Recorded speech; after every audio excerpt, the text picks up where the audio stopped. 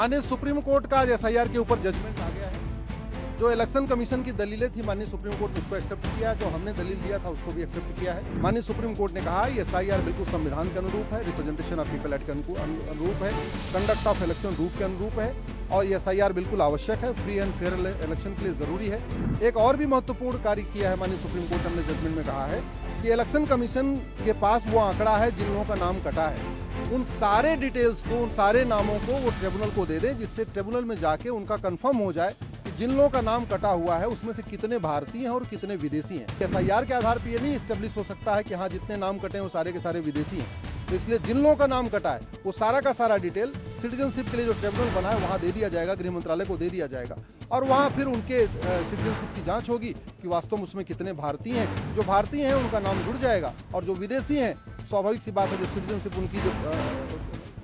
Confirm हो जाएगी कि नहीं वो विदेशी नहीं है,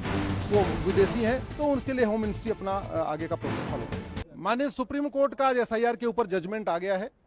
जो इलेक्शन कमीशन की दलीलें थी माननीय सुप्रीम कोर्ट ने उसको एक्सेप्ट किया, जो हमने दलील दिया था उसको भी एक्सेप्ट किया है और जो विपक्षियों के द्वारा जो लगभग 20 से ज़्यादा पीआईएल फाइल की गई थी और अलग अलग तरीके से आरोप लगाए गए थे, उसमें इलेक्शन कमीशन की निष्पक्षता पे सवाल खड़े किए गए थे, जो प्रोसीजर अपनाया गया उसके ऊपर सवाल खड़े किए गए थे। कुछ लोगों ने तो ये भी दलील दिया कि ये एसआईआर ही अपने आप में अनकॉन्स्टिट्यूशनल है, बिल्कुल इलीगल है।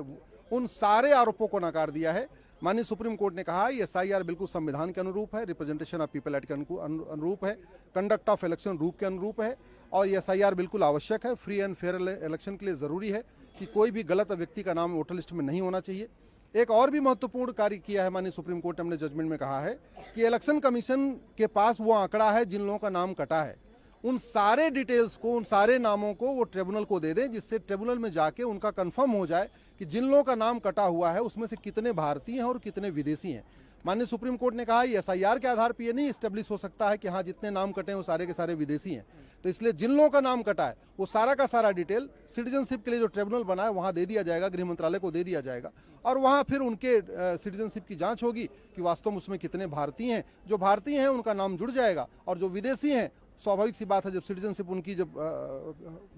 कंफर्म हो जाएगी कि नहीं वो विदेशी नहीं है, वो विदेशी हैं, तो उसके लिए होम मिनिस्ट्री अपना आगे का प्रोसेस फॉलो करेगी। सर, जो दस्तावेज बताए गए थे कि नागरिकता को साबित करने के लिए जो देने थे, क्या वो मामला अभी तक ठीक है? वही दस्तावेज माननीय सुप्रीम कोर्ट ने कहा है कि जो 11 दस्तावेज यूज कहे गए थे वो बिल्कुल ठीक है और इलेक्शन कमीशन ने जो प्रक्रिया अपनाई है वो भी बिल्कुल ठीक है। एसआईआर जो किया गया वो भी बिल्कुल ठीक है। तो अल्टीमेटली जो 20 से ज़्यादा लोग आरोप लगा रहे थे उसमें टीएमसी के नेता आए हुए थे, आरजेडी के नेता आए हुए थे, आम आदमी पार्टी के भी नेता थे, बहुत सारे सो कॉल्ड सोशल एक्टिविस्ट भी थे, जो दुनिया भर की बातें इसके बारे में कह रहे थे कि पूरा ये चुनाव जो है वो निष्पक्ष नहीं हो रहा है, इलेक्शन कमीशन ठीक से चुनाव नहीं करा रहा है, एसआईआर से जानबूझ के नाम काटा जा रहा है। उन सारे आरोपों को माननीय सुप्रीम कोर्ट ने नकार दिया है और एसआईआर पे, एसआईआर की प्रक्रिया पे, इलेक्शन कमीशन के कंडक्ट के ऊपर, सबके ऊपर उन्होंने अपना स्टैंप लगा दिया। सर, आधार के बारे में भी कुछ कहा है सुप्रीम कोर्ट ने? आधार के बारे में उन्होंने कहा है कि जो आधार उन्होंने उस समय 12वें डॉक्यूमेंट के रूप में एक्सेप्ट किया था वो ठीक है, आगे से क्या करना है वो इलेक्शन कमीशन देखेगा।